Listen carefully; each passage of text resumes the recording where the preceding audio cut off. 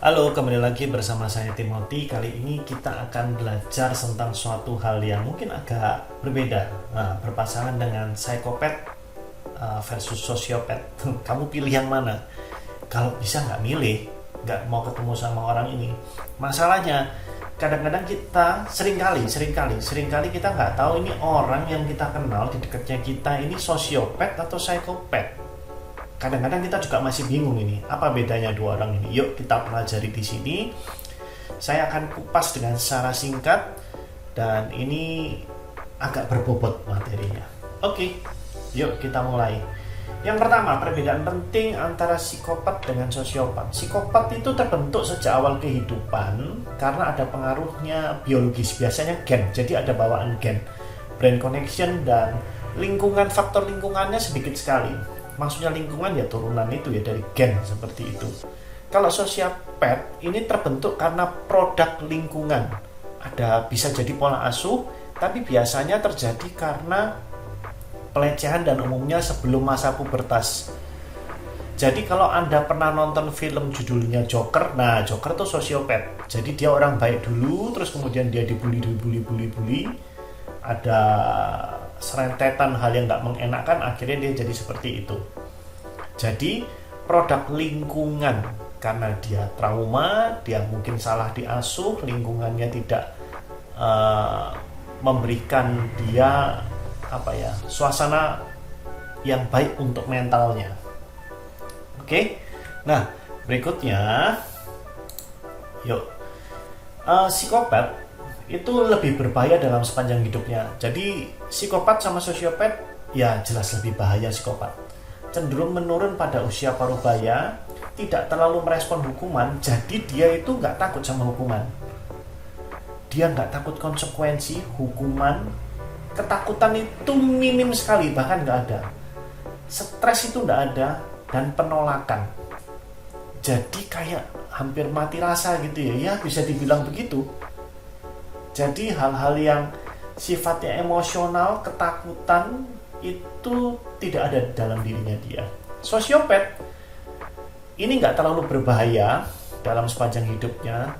Dia masih bisa rapuh terhadap stres, bisa mengalami kecemasan, takut, malu seperti orang pada umumnya.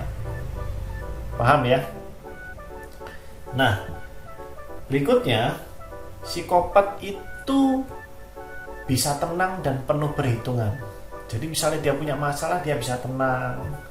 Dia dapat menekan dorongan sosial, nilai-nilai sosial itu bisa ditekan. Jadi misalnya dia salah itu ya ditekan, tenang aja. Rasa malu, rasa bersalah itu ditekan sama dia. Tujuannya apa? Sehingga dia bisa berpikir tenang. Jadi emosi itu tidak mempengaruhi keputusan logisnya. Logisnya dia bagus banget. Dapat menekan nilai sosial jika diperlukan. Sosiopat ini merupakan pecundang yang marah, bahasa sederhananya ya. Biasanya ada trauma, terus merespon pengalaman buruk dengan membuat ulah dan manipulasi kejadian serupa. Jadi dia bisa misalnya ada suatu masalah, dia gampang terpancing, kemudian melakukan hal yang sama. Contoh, misalnya begini, ada hal yang memicu dia, membuat dia marah, dia bisa teriak di tempat, marah-marah, dan jika ada yang memicu dia itu lain orang, dia juga bisa melakukan hal yang serupa. Gampang sekali marah, teriak-teriak, berani, bahkan untuk dia lebih mementingkan merespon emosinya daripada dia menahan emosinya. Oke, dan dia bisa saja manipulasi. Oke, berikutnya, psikopat itu tidak ada empati. Jadi seperti gambarnya robot, tetapi bisa menunjukkan dan menampilkan emosi pada orang lain. Ingat ya, tidak punya empati tapi bisa menampilkan emosi pada orang lain, tetapi tidak ada rasanya di dalam dirinya dia. Jadi dia bisa berakting, saya ikut sedih, waduh sedih ya, kasihan ya kamu ya. Dia bisa ngomong itu sambil mungkin mukanya sedih, atau dia misalnya bisa ikut tertawa bahagia, tapi nggak ada rasa di dalam dirinya. Dengan otak kita bisa mengerti tapi tidak merasakan emosi orang lain. kuncinya itu. Sosiopat masih memiliki empati dan temperamen yang normal, mampu merasakan dan menunjukkan emosi pada orang lain.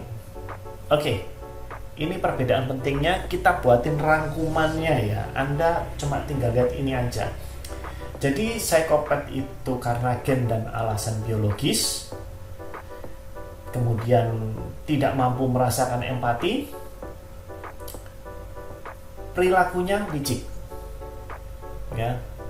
Kemudian dia sukses di pekerjaan. Kenapa sukses di pekerjaan? Rasa takutnya sudah putus. Jadi yang ada hanyalah berani, dan berani. Gagal, ya sudah, nggak apa-apa. Gagal nggak apa-apa. Ini kalau kita lakukan, resikonya cuma 2. Berhasil atau gagal, selesai. Kalau gagal, ya sudah. Yuk kita coba cara yang lain, mungkin kita bisa berhasil. Selesai. Itu. Kadang-kadang dia charmingnya tuh di sini. Jadi dia orangnya sukses, berhasil begitu ya. Tapi dia psikopat. Oke, saya mau kasih contoh seseorang yang psikopat berhasil. Ini datanya ada di Google ya, Anda bisa cek. Contohnya adalah penemunya Apple, Steve Jobs. Di situ dijelaskan bahwa dia psikopat. Memang dia psikopat.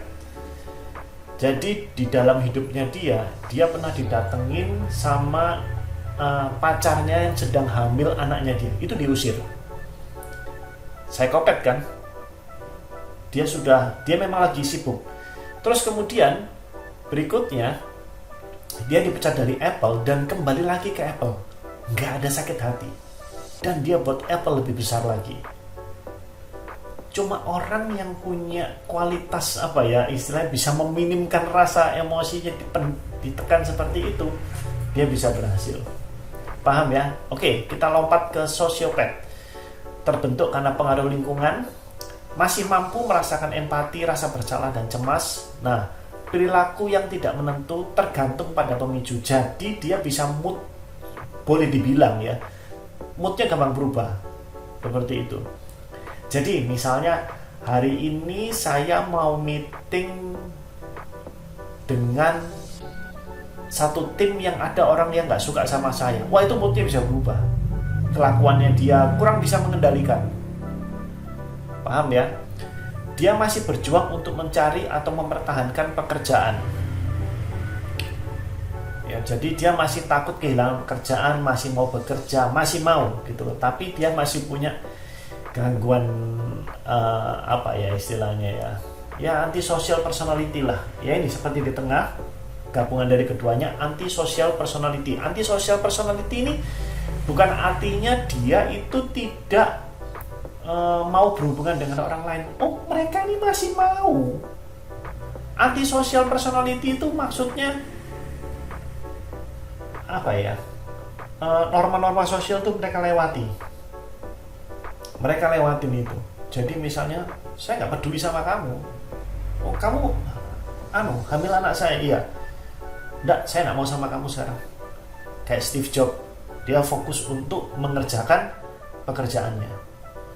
Jadi nilai-nilai sosial itu bisa sangat ditabrak. Menipu, punya teman dekat ditipu, tega untuk menusuk, bahasanya mungkin kalau bahasa normal, menusuk orang yang sudah menolong dia. Yang penting kepentingan saya tercapai.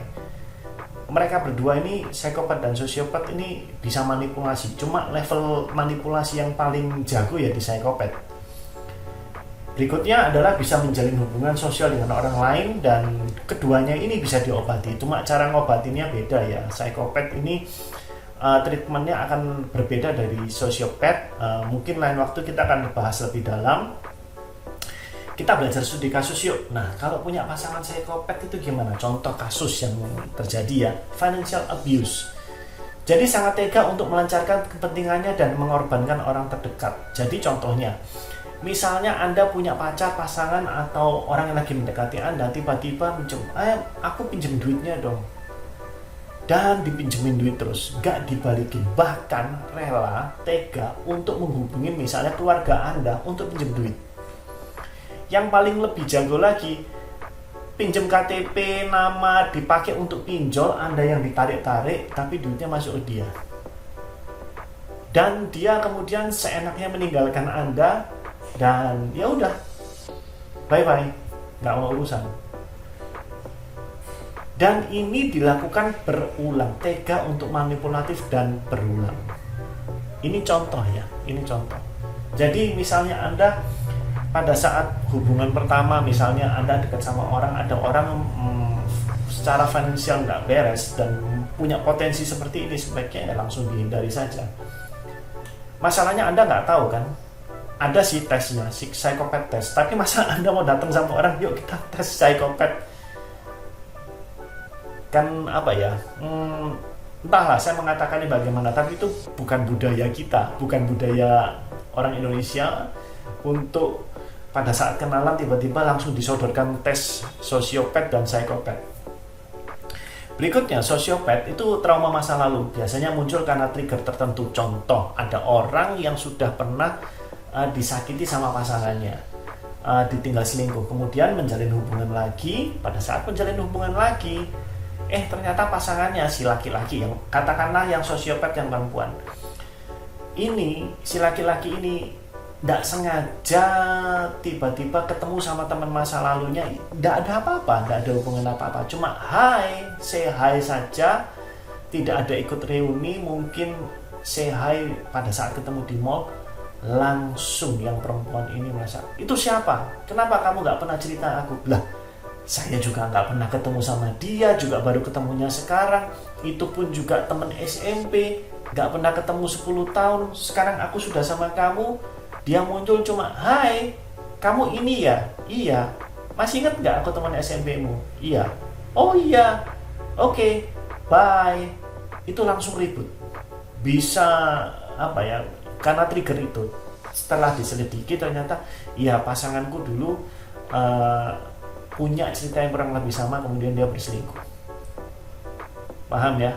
Nah, kalau sosiopat itu malah bisa menekan pasangannya selama berhari-hari lama, terus kemudian nanti pada saat titik tertentu dia akan merasa bersalah karena misalnya ya dia sudah sampai mengusir, memutuskan, mungkin mukul, dan setelah dia kehilangan relasi dia merasa bersalah, terus kemudian dia bisa minta maaf dan balikan lagi. Bisa nggak seperti itu? Bisa. Terus juga memanipulatif untuk yang salah dia tapi dilimpahkan ke orang lain. Orang lain harus minta maaf sama dia. Itu. Oke, semoga contoh ini bermanfaat. Anda bisa mengambil poin pentingnya dan garis merahnya seperti apa. Kemudian saya dalam waktu dekat akan buat relationship counseling. Kalau Anda tertarik, ini yang akan kita pelajari. Dan juga dalam waktu yang kurang lebih sama, saya juga akan mengadakan building professional counselor. Materinya lebih dalam, kalau Anda ingin belajar lebih dalam lagi, bukan hanya teori, tapi kita akan mempraktekkan. Dan Anda bisa cek link di bawah atau tanya admin, Anda lebih tertarik yang mana, building professional counselor atau relationship counseling. Semoga ini bermanfaat. Terima kasih, sampai bertemu di video lainnya.